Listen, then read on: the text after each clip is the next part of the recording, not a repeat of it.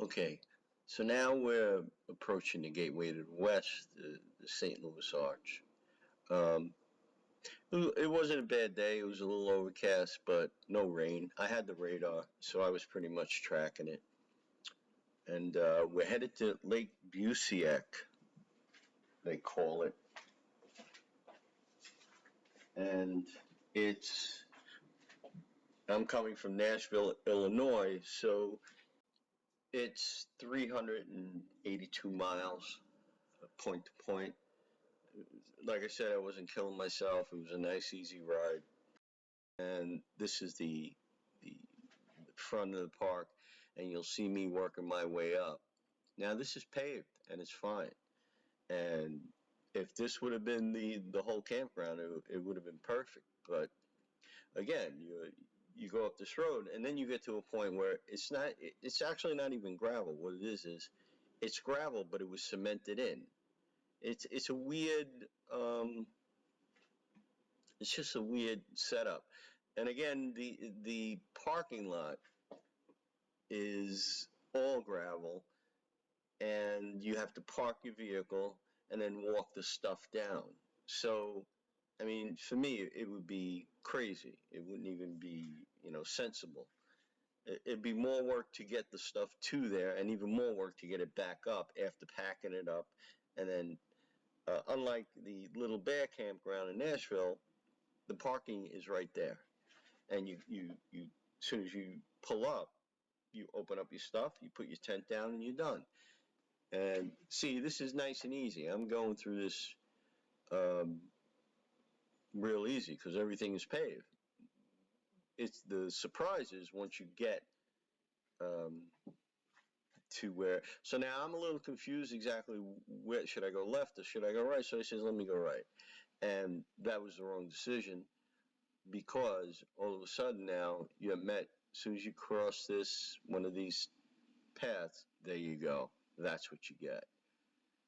Um, Here it is.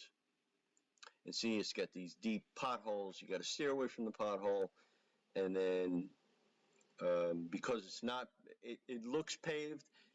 It's more cemented, like I said. It's not like a tar or anything. And here's where it gets tricky. Here you go. See this?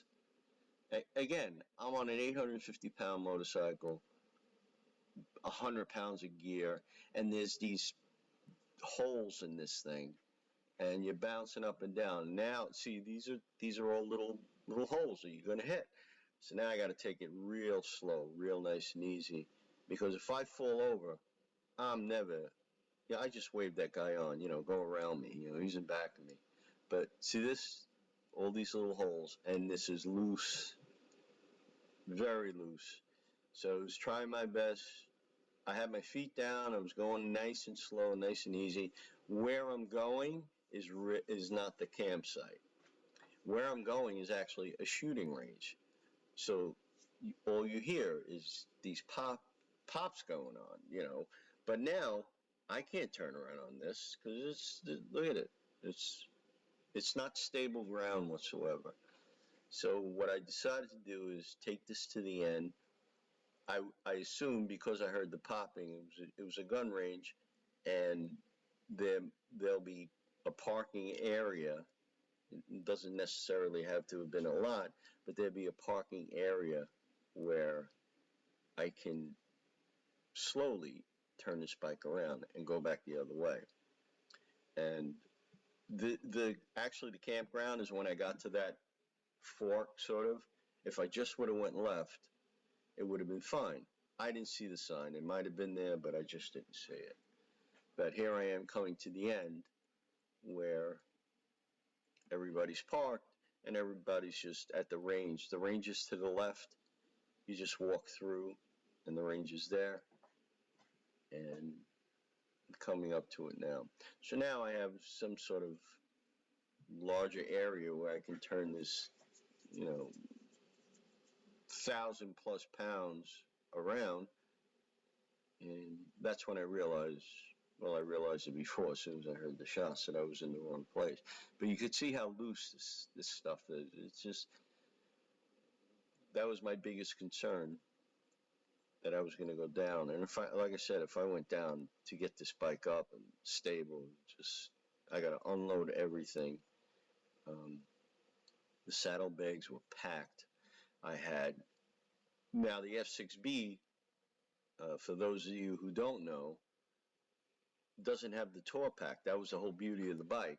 They cut out 60 pounds. They took the tour pack off. But I put a makeshift tour pack on. I took some Hart Walmart sells them, these tool cases, and I bolted it to the frame. Not to the frame. I have an MP3 rack. It's a rack in the back. So I bolted it, and they interlock. So I got a smaller one to put on top where I had different smaller items that I would need, and the larger ones, my cooking stuff and everything was in the larger one. I'll probably have a picture, um, and I'll put it up. But so I bolted that. I had that weight. And I brought my two 15-pound dumbbells because I needed something to just keep training, and I wasn't about to go to a gym every night to find a Planet Fitness or anything to do it, because by the end of the day you're beat anyway. At least it'll, carrying the dumbbells will keep it going. But again, here I am.